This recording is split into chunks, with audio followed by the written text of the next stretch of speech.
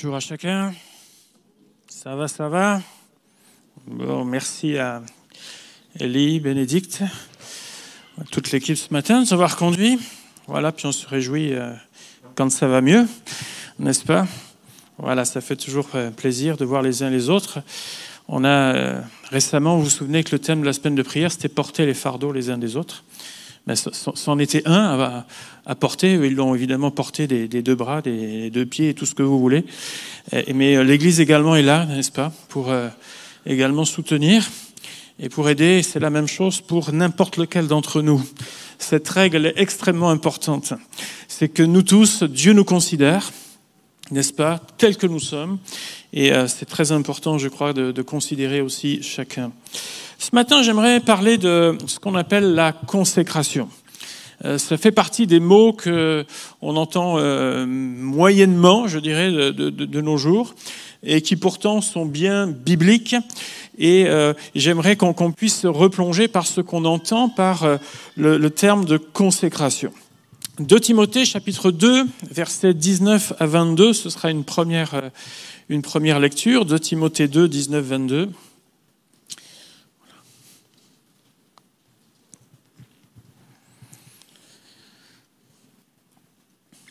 Et voilà ce que nous lisons. Néanmoins, le solide fondement de Dieu reste debout.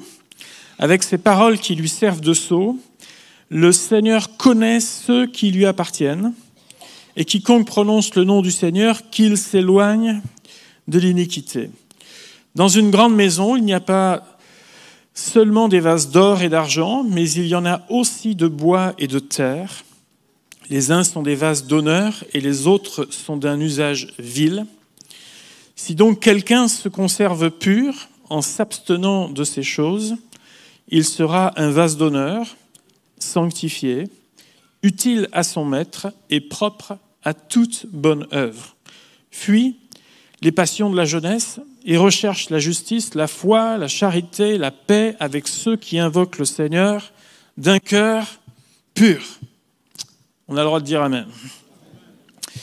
Ce texte fait allusion à 2 catégories de personnes. Et dans le contexte, on peut comprendre qu'il ne s'agit pas de la différence entre un croyant et un non-croyant, mais de 2 catégories de croyants. L'un est, on pourrait dire, sans relief, quelconque. Et l'autre mérite que l'on s'y attarde. Et ce n'est pas une question simplement d'être exposé, d'être en vue, etc., parce que vous savez comme moi qu'il y a des trésors cachés. C'est ce qu'on appelle le vase d'honneur. Il y a une utilité comme instrument de bénédiction dans les mains de Dieu. Il est utile à son maître. Il est efficace et il est disponible, propre à toute bonne œuvre. Il est aussi sanctifié. C'est ce que nous dit ce texte. C'est un terme qui signifie nettoyer, ou encore épurer, ou encore séparer. Et peut-être la traduction que vous avez dans les mains ou que vous avez sur votre téléphone a même dit consacrer. Combien ont eu cette traduction là ce matin? Non, vous avez pris la même que la mienne. Hein. Mais dans d'autres traductions, vous avez aussi le même terme est traduit par consacrer. Dans cette notion de nettoyer et épurer, elle est assez intéressante parce que ça signifie que ce n'était pas le cas avant. Il a fallu une action pour rendre ce vase pur. Même si beaucoup sont équipés de lave-vaisselle, vous comprenez assez rapidement ce qu'on entend par nettoyer quand on parle de vase, de verre, d'assiette, de couteaux, de fourchettes. C'est parfois, pendant les vacances, une des activités de la famille, après le repas, si jamais vous n'avez pas tout ça. Ou en tout cas, même les casseroles, il faut bien les faire. Voilà, sinon, elles ressortent à peu près aussi sales après le lave-vaisselle qu'elles étaient avant. Il y a une action. En fonction de ce qu'on a mis dedans, si ça a collé, pas collé, il va falloir nettoyer, il va falloir frotter. Il va falloir mettre ce qu'il faut en termes de liquide vaisselle, de récurrent, de façon à ce que le vase ou bien l'ustensile puisse à nouveau servir. Qu'est-ce qu'on entend par le terme consécration? C'est-à-dire la consécration, c'est mettre à part ou donner une place éminente, c'est-à-dire une priorité à quelque chose ou bien à quelqu'un. Ça signifie séparer. Vous avez remarqué que sanctification, consécration, on arrive sur des termes qui sont quasiment synonymes.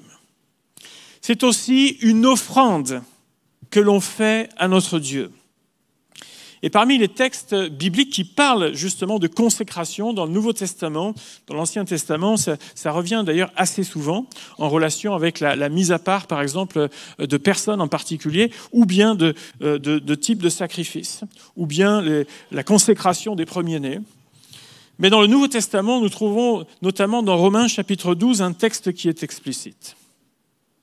Les 2 premiers versets nous disent « Je vous exhorte donc, frères, par les compassions de Dieu, à offrir vos corps comme un sacrifice vivant, saint, et d'autres traductions disent consacré, agréable à Dieu, ce qui sera de votre part un culte raisonnable.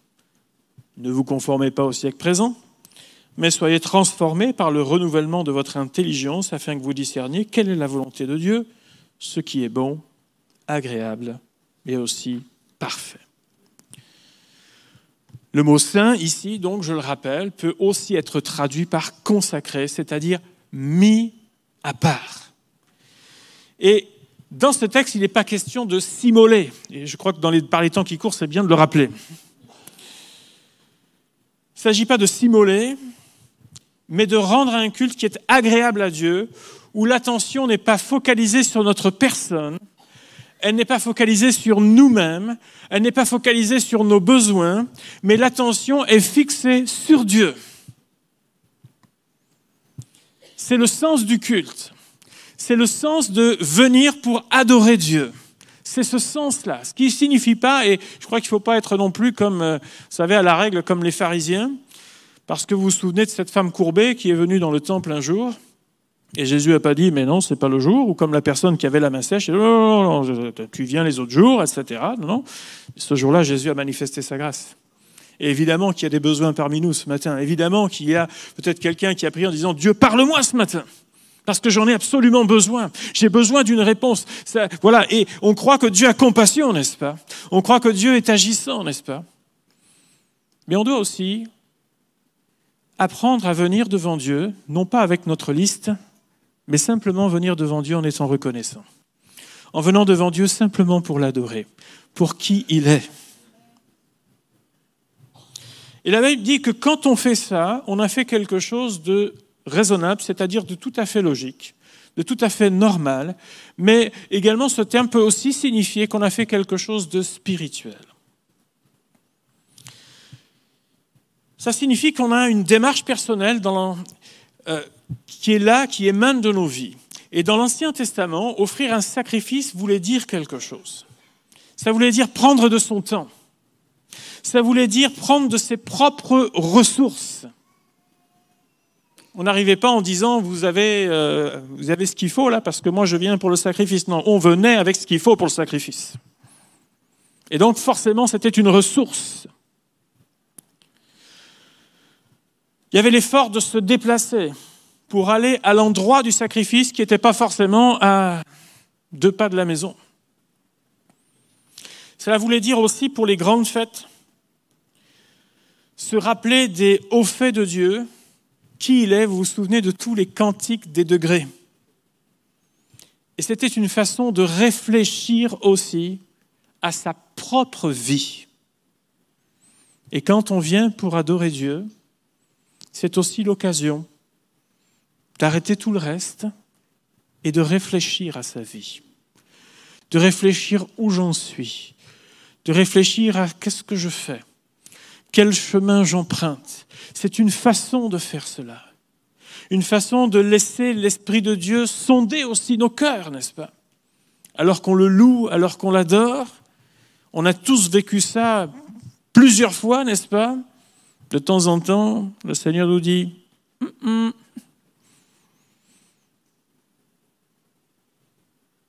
Alors qu'on est devant lui, on s'aperçoit que, ouais, Ouais. Il y a peut-être des petits points que j'ai besoin de rectifier là. Il y a peut-être quelque chose qui n'est pas en approbation avec le Seigneur. Et j'ai besoin que mes mains soient lavées. J'ai besoin que mon cœur soit lavé. J'ai besoin que mon être soit nettoyé. Mais on s'en aperçoit quand? Quand on s'approche de Dieu. Sinon, bien-aimé, on vit et puis, bon, ça passe à l'as. Presque normal. Mais quand on s'approche de Dieu, on fait de ce Dieu qui est saint, de ce Dieu qui est à la fois bon, mais ce Dieu qui est juste aussi. On se dit là, il y a quelque chose à faire. Là, il y a quelque chose à faire. Et ça se passe alors qu'on vient pour s'approcher du Seigneur. Et quand il en est ainsi, il y a un résultat qui est tangible. C'est la transformation et le renouvellement de notre intelligence afin d'être sans cesse recalibrés dans les voies de Dieu. La Bible nous présente deux types de sanctification. Nous le sommes en tant qu'enfants de Dieu, dans notre positionnement. Vous vous souvenez de toutes ces introductions, notamment des lettres de l'apôtre Paul, qui dit, lorsqu'il écrit aux saints, c'est-à-dire aux croyants, il n'est pas en train de dire, je m'adresse à l'Église parfaite, je m'adresse à l'Église qui est à la stature de Jésus-Christ, mais il s'adresse à ceux qui ont été sanctifiés, ceux qui ont été lavés par le sang de Jésus, qui est mort à la croix pour nos péchés, ceux qui ont accepté Jésus dans leur vie, ceux qui se sont repentis de leur vie sans Dieu pour vivre la vie avec Dieu, et qui développent l'expression d'une nouvelle nature créée selon Dieu. Voilà à qui il s'adresse. Et donc, de par notre positionnement, il y a ce premier aspect donc de la sanctification qui est là, qui est inhérente à tous les enfants de Dieu, à ceux dont le nom est inscrit dans le livre de vie, ceux qui ont été régénérés par le Seigneur, ils sont appelés saints dans le Seigneur. Pas parfaits. C'est un positionnement en Christ. Et puis il y a ce qu'on pourrait appeler la marche quotidienne avec Dieu. Si on veut reprendre l'exemple de ces vases, quand il est parlé des vases d'Usageville, les autres qui sont qui sont là, qui sont des vases d'honneur, nous avons tous sur nos buffets un certain nombre d'ustensiles, peut-être de photos, d'objets ramenés de ci, de là, ou des objets familiaux. Et puis de temps en temps, vous le savez comme moi, ils ont besoin au minimum du plumeau. Sinon, on ne va plus voir grand-chose dans la photo. Et si vous osez venir vous approcher et vous frotter de ce petit objet, eh bien, le t-shirt ou bien le pull, ce que vous voulez, le pantalon, tout ça, ça va être sali. La poussière se dépose un petit peu chaque jour. On a beau la chasser de nos maisons, c'est bizarre, hein? Ça revient tout le temps. Et je crois que dans notre marche avec le Seigneur, il en est de même. Si on n'est pas sans cesse renouvelé, si on n'est pas sans cesse nettoyé, on va finir par être contaminé. C'est ainsi, bien-aimés. C'est la raison pour laquelle, dans ce chapitre, l'apôtre Paul va rappeler à Timothée plusieurs choses. Et je rappelle que Timothée, c'est quelqu'un qui sert Dieu. C'est quelqu'un qui est engagé jusqu'au cou avec Dieu. Et pourtant, l'apôtre Paul va lui rappeler des choses, on pourrait dire, tout à fait basiques, qu'on peut tous comprendre, qui sont la parenté de tous les enfants de Dieu. Et pourtant, il va lui dire, t'as beau servir Dieu, t'as beau être en mission, t'as beau faire d'excellentes choses pour Dieu, moi je te rappelle le basique. Je te rappelle l'essentiel dans ta vie. Et il va lui dire, éloigne-toi de ceux qui détournent la vérité de l'Écriture. Toutes les fables, tout ce qu'on invente à partir de l'Écriture, il pousse des enseignements bizarroïdes un peu partout. Mais ce qui m'étonne le plus, c'est que le nombre de gens qui arrivent à avaler ça. La seule façon pour ne pas prendre tout type d'enseignement, c'est de connaître l'Écriture. C'est la seule façon. La seule façon. La question n'est pas est-ce que c'est bien dit, la question c'est est-ce que c'est vrai? Est-ce que c'est juste? Est-ce que c'est biblique? La deuxième chose, il dira éloigne-toi de ceux qui parlent mal. Et ça, il va lui répéter à 2 reprises dans ce passage. Ceux qui ont des discours vains et profanes, ceux qui ont des discussions folles et totalement inutiles. Il dit, perds pas ton temps avec ça. Non seulement c'est pas bon pour tes oreilles, et tu vas avoir besoin d'un bon coton-tige à un moment donné, mais quand tu écoutes ces gens-là, tu les aides à pécher. Donc quand tu coupes, non seulement tu t'aides toi, mais tu aides la personne aussi. Et il dira, fuis les passions de la jeunesse, c'est-à-dire tout ce qui est dans l'air du temps, de faire comme tout le monde. Bien qu'étant serviteur de Dieu, s'il ne le fait pas, ce que Paul est en train de lui dire, tu vas être contaminé. Est-ce qu'on pense honnêtement qu'on est, nous, d'une autre nature? Est-ce qu'on pense qu'on est meilleur parce qu'on est au XXIe siècle? Eux, c'était le 1er siècle. Quand même, c'est des barbares. Hein? Est-ce qu'on pense qu'on est meilleur? Est-ce qu'on pense qu'on a tellement évolué qu'on n'a pas besoin de tout ça? Est-ce qu'on pense qu'on est immunisé contre tout ça? Ah non, non, non. On est vraiment de la même nature, n'est-ce pas? Le mot chrétien vient du mot Christ, ou encore en hébreu c'est Messie, qui signifie celui qui est oint ou celui qui est consacré. Jésus a dit, si quelqu'un veut venir après moi, qu'il renonce à lui-même, qu'il se charge chaque jour de sa croix et qu'il me suive. C'est simple l'engagement du croyant, n'est-ce pas? Mais à mettre en pratique, ya. Mais quand on regarde l'histoire biblique, Dieu a toujours voulu un peuple qui soit séparé et qui serve de témoignage aux nations. Dieu l'a toujours voulu ainsi. Alors de temps en temps, ça a été le cas. Même dans l'histoire d'Israël, ça a été le cas. Les nations étrangères, même si reconnaissaient qu'il se passait quelque chose, reconnaissaient que Dieu agissait à certains moments de l'histoire. Puis il y a d'autres moments, quand ils étaient complètement mélangés, totalement, j'allais dire comme les autres, eh bien ils étaient eux-mêmes totalement envahis, ils n'étaient plus rien, ils étaient sans force. Et quand on regarde un peu les personnages qu'on appelle des personnages clés dans l'histoire d'Israël, il y a des choses qui sont intéressantes. Concernant Abraham, vous vous souvenez de son appel, où Dieu lui demande de quitter son territoire et lui donne une promesse qui est toujours d'ailleurs d'actualité. Il lui montre bien sûr qu'il l'accompagnera, mais il va lui dire, Genèse 17, « Marche devant ma face et sois intègre ». Il a une merveilleuse promesse. Dieu est avec lui. Il dit, je te demande une chose, c'est marche devant ma face et sois intègre. Concernant Moïse, Dieu lui fait aussi la promesse de libérer le peuple de l'Égypte et d'être avec lui.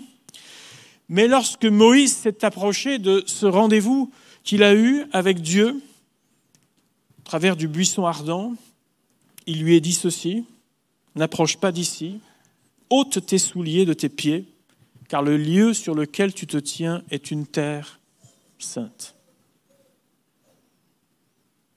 Et cette expérience a totalement bouleversé sa vie. Troisième personnage, Josué, celui dont l'appel a été d'entrer dans le pays promis. Elle est faite. Et Dieu lui dit, alors qu'il a peur, etc., il dit, je serai avec toi. Mais il lui dit aussi, agis fidèlement selon toute la loi que Moïse, mon serviteur, t'a prescrite. Ne t'en détourne ni à droite, ni à gauche. C'est alors que tu réussiras. Oui. Donc tous ces personnages, même s'ils ont eu de belles promesses, même s'ils ont eu l'assurance que Dieu serait avec eux, toutes ces choses ont été conditionnées par quelque chose. Le fait d'être séparés, le fait d'être mis à part, le fait d'appartenir à Dieu. Et concernant nous-mêmes, Dieu agit, n'est-ce pas, au sein de son peuple.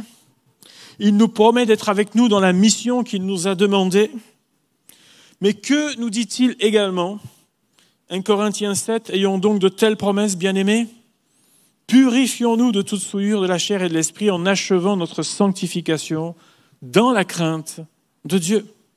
1 Thessaloniciens 4, ce que Dieu veut, c'est votre... Vous le connaissez. Dieu ne vous a pas appelé à l'impureté, mais à la... C'est dans le même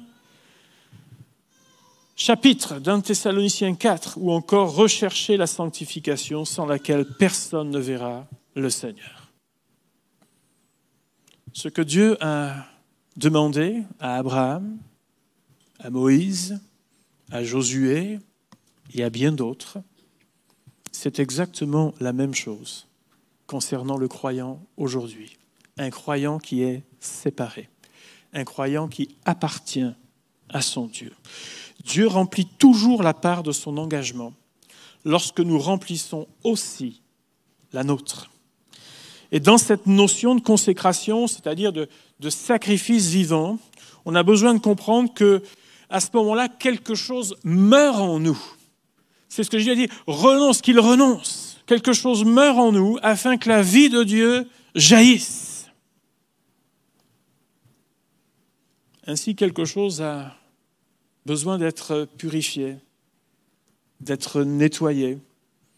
Parfois, c'est le langage qui a besoin de l'être, parce qu'il y a de la saleté dans le langage, parce qu'il y a la critique qui est facile sur les autres, sur tout le monde.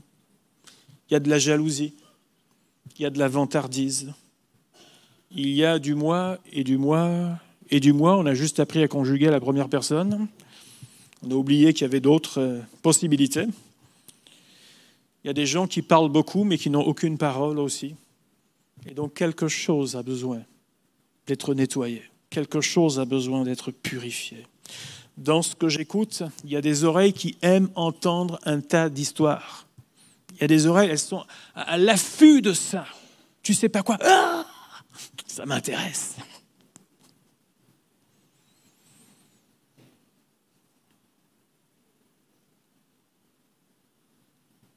C'est parfois des types de chansons, d'émissions, et tout ce que vous voulez, qui vont salir vos oreilles. Et quand les oreilles sont sales, ça commence à infecter le cœur, bien-aimé. C'est parfois dans l'attitude où on ne peut pas compter sur toi. Tu es nonchalant, tu es peut-être même paresseux, défaitiste au pas possible. Quelque chose a besoin de changer dans ta vie. C'est parfois dans la tenue, ou pardonnez-moi de le rappeler, mais la tenue doit être décente, me semble-t-il, et pas simplement dans la maison de Dieu. On est chrétien tous les jours. Tu vas au travail, tu vas à l'école, tu es décent. Tu sors dans la rue, tu es décent. Tu es chez toi, dans ta chambre, tu fais ce que tu veux. Mais tu sors, tu es décent. Tu n'es ni négligé, tu es ni provocateur. L'importance aussi de ce que tu regardes. Je crois qu'il y a des sites sur lesquels nos yeux ne devraient jamais se poser. Et on se dit, ah oui, mais ça c'est un problème purement masculin. J'aimerais vous dire que non. Non, ce n'est pas qu'un problème que masculin. De plus en plus d'études nous montrent que des jeunes filles adolescentes sont de plus en plus accros aux mêmes choses. Bien-aimés, le vase a besoin d'être nettoyé. Le vase a besoin d'être purifié. Le vase a besoin d'être dépoussiéré. Le vase a besoin de changer. Il ne faut pas aller parfois loin pour comprendre pourquoi il y a une certaine nonchalance, un certain mal-être dans la vie de beaucoup de croyants. Lorsqu'on vit avec du mélange et qu'on pense que Dieu approuve, nous sommes dans l'erreur et nous sommes dans le mal-être perpétuel. Quelque chose tiraille en permanence. Et bien souvent, on se dit, c'est la faute des autres. C'est la faute même parfois de l'Église, c'est la faute ceci, cela, mais on oublie de penser et de regarder simplement que le vase est sale, que le vase a besoin de changer, que le vase a besoin d'être nettoyé.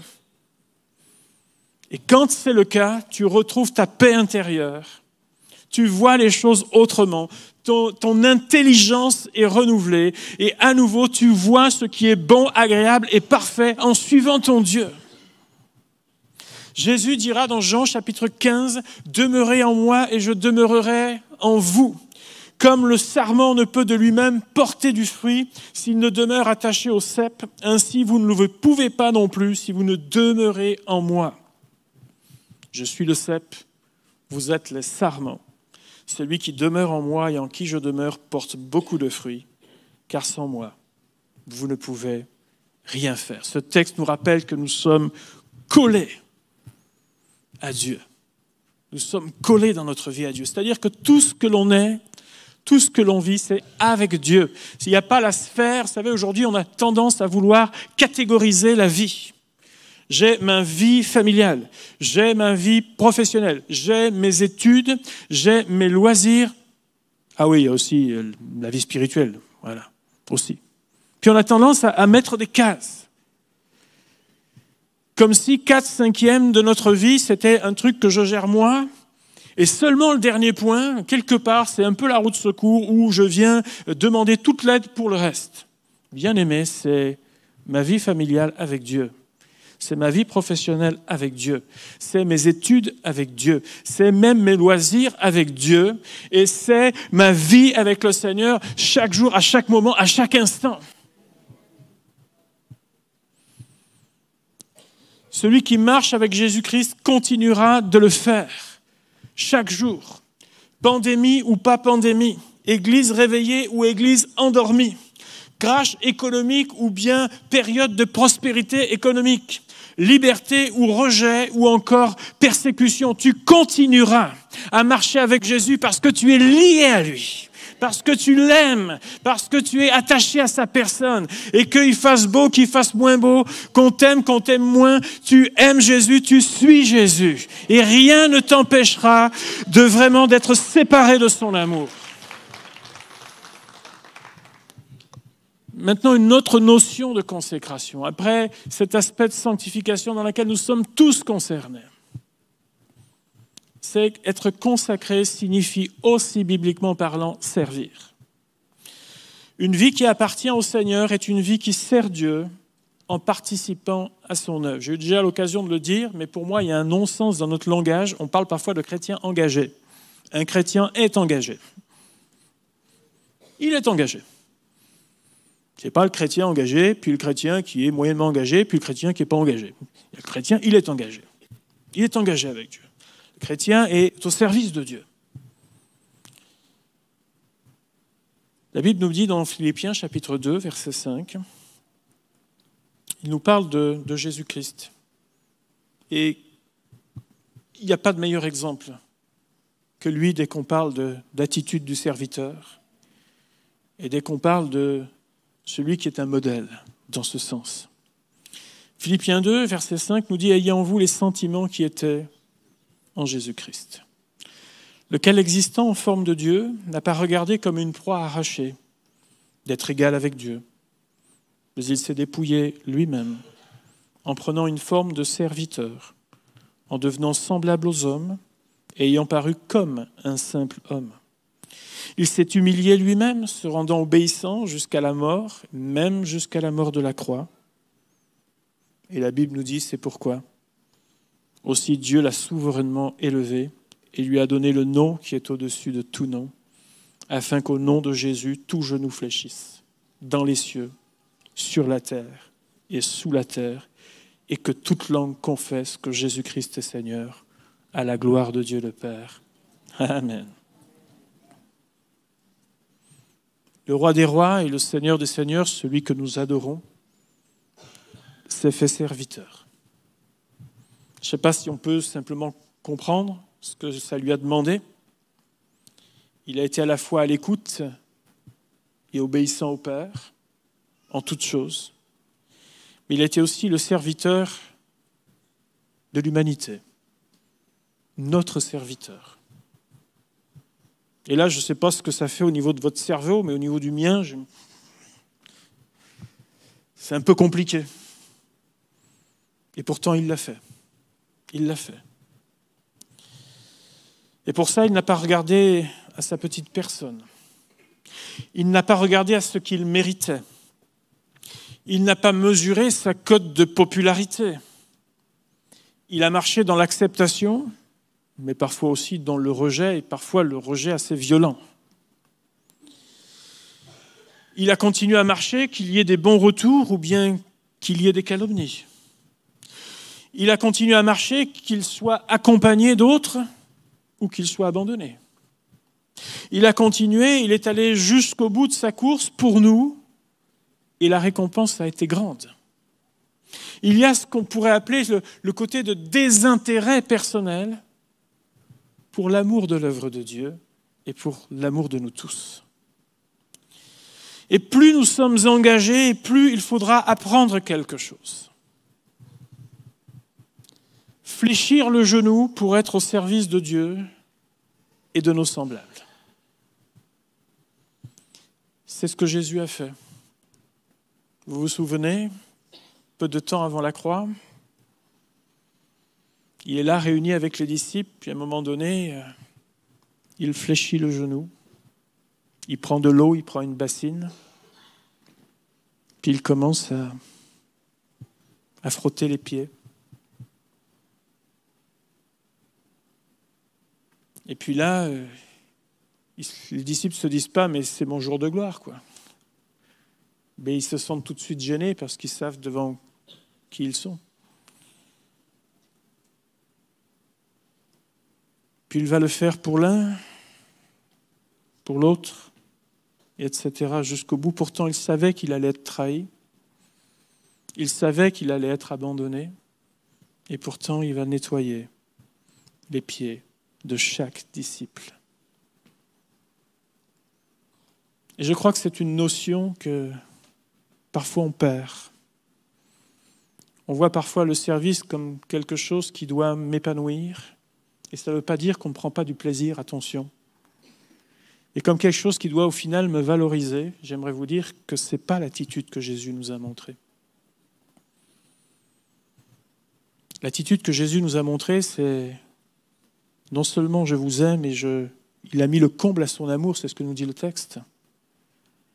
Je ne vous le dis pas simplement. Je ne vous ai pas juste entouré pendant un temps, mais je vous montre jusqu'à quel point je peux m'abaisser pour que vous puissiez poursuivre la course. Je vais vous montrer à quel point je peux m'abaisser pour que vous puissiez être porteur de bonnes nouvelles par la suite et que vous compreniez un principe. C'est qu'après, c'est vous qui allez nettoyer les pieds des gens, les besoins des gens. Et je ne dis pas de le faire de manière physique, vous comprenez, dans l'état d'esprit du service. Je le fais. Et l'engagement, c'est je le fais parce que j'aime. Je le fais parce que l'amour de Dieu a touché ma vie. Je le fais pour que les gens marchent mieux avec Dieu. Je le fais pour qu'ils réalisent, pour qu'ils entrent dans une plus grande communion avec Dieu. Si on ne l'apprend pas, si on ne le comprend pas, alors on s'infectera le cœur à la moindre remarque et à la moindre attitude. La moindre chose nous blessera. Vous vous rendez compte? Avec ce que j'ai donné, etc. Oui. Je pense que Jésus, on a entendu un petit peu aussi dans les oreilles. Mais il a continué à le faire et à nous servir jusqu'au bout. Si tu travailles pour le bien de l'œuvre de Dieu, si tu travailles au bien de tes semblables avec le bon cœur, avec la bonne mentalité, le fruit de ton travail sera visible. Il laissera une marque dans la vie des gens, sans parfois même que tu t'en aperçoives. Parce que c'est la marque de ton Seigneur que tu auras laissée.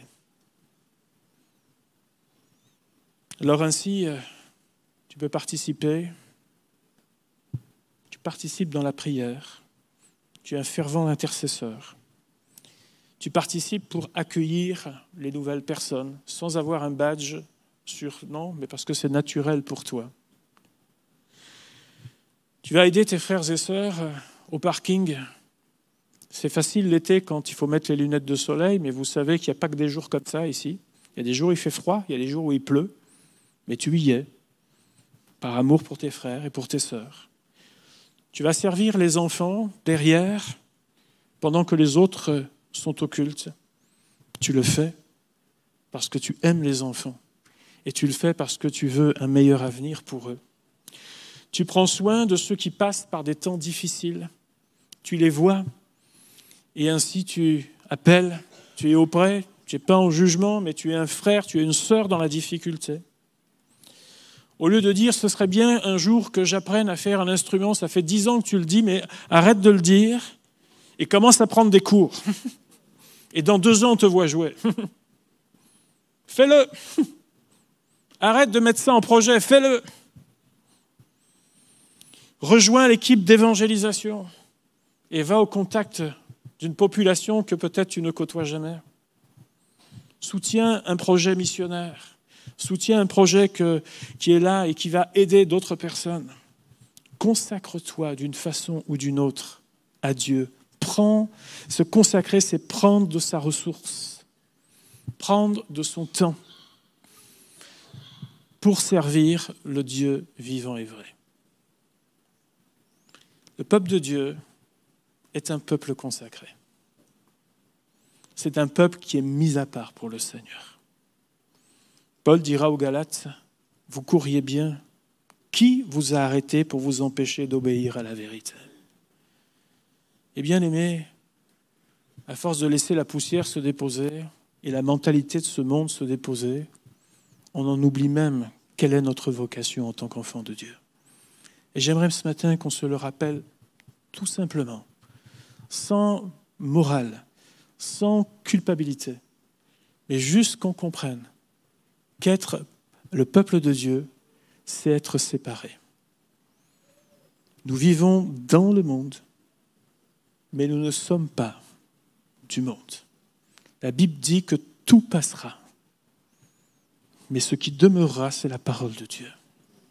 Celui qui aura le dernier mot dans l'histoire, c'est Jésus-Christ. Et nous faisons partie de ce peuple qui aimons l'œuvre de Dieu, qui est en marche, qui est en course pour se réjouir dans l'éternité avec son Seigneur. Bien-aimé, reconsidère peut-être ton cœur, ta vie. Et sans le vouloir, on s'aperçoit que le plumeau a sacrément besoin d'être passé. Seigneur, viens nettoyer ma vie et viens m'aider à être consacré. Si vous voulez bien, on va se lever ensemble, parce que moi, je suis debout avec vous. Je suis comme Timothée, ce n'est pas parce qu'on sert que la poussière ne peut pas se déposer dans nos têtes, dans nos cœurs. Et nous voulons faire cette prière ensemble, de dire, Seigneur, aide-moi à faire partie de ce peuple qui est consacré. Il y a 2 types de vases, usage vil ou vase d'honneur. Choisis ce que tu veux être ce matin. Seigneur notre Dieu, nous voulons ensemble te prier ce matin. Je te remercie pour ta parole, elle est la vérité. Et on veut reconnaître qu'il y a tant de luttes dans nos vies, dans nos êtres, tant de bagarres pour que tu aies ta place, tant d'excuses pour ne pas faire ce que nous sommes censés faire. Les pieds traînent pour venir t'adorer, les pieds traînent pour venir vers toi, alors que tu es le Dieu vivant. Seigneur, nettoie nos cœurs ce matin. Renouvelle notre intelligence, Seigneur notre Dieu. Et aide-nous à être le peuple de Dieu. Aide-nous à être des vases d'honneur, Seigneur notre Dieu. Ta parole nous dit que celui qui se sanctifie encore. Eh bien, Seigneur, aide-nous à aller plus loin dans ce domaine. Aide-nous à avoir des vies qui te soient entièrement consacrées. Nous t'aimons, notre Dieu, mais nous ne voulons pas que ce soit simplement du bout des lèvres. Te prions que tout notre être dise que nous t'aimons, Seigneur. et devant ce qui se passe autour de nous. Aide-nous, Seigneur, à fermer nos oreilles quand on a besoin de le faire. Aide-nous à fermer nos bouches quand on a besoin de le faire. Aide-nous à changer d'attitude, Seigneur. Aide-nous à ne pas regarder ce que nous ne devons pas regarder. Et aide-nous à être des adorateurs, en esprit et en vérité. Seigneur notre Dieu, purifie-nous ce matin et aide-nous à marcher dans la vérité. Aide-nous à être un peuple consacré, Seigneur. Un peuple qui t'aime, qui reçoit l'amour de son Dieu pour faire ce que nous avons à faire dans ce monde. Tu as dit, je vous envoie dans ce monde. Eh bien, Seigneur, que les envoyés que nous sommes soient efficaces, que nous soyons des vases d'honneur dans le nom de Jésus. Amen. Amen.